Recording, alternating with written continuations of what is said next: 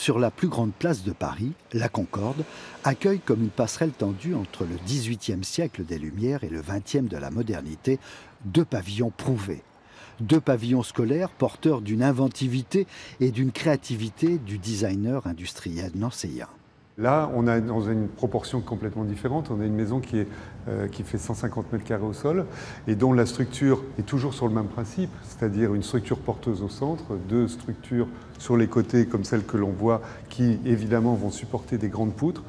On pose les cloisons et ensuite on n'a plus qu'à poser les poutres faîtières et l'ensemble se construit pratiquement en quelques heures.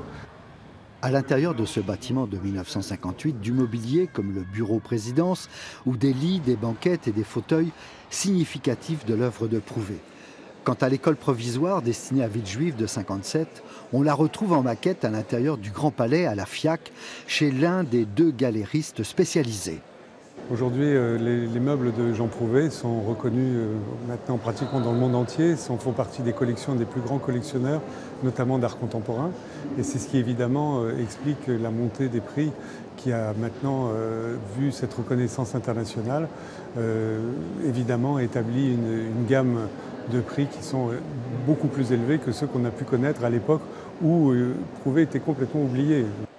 La production de Jean Prouvé a su toucher les collectionneurs du monde entier, tant l'homme était un visionnaire dans les solutions techniques qu'il a su apporter au monde du design et de la construction.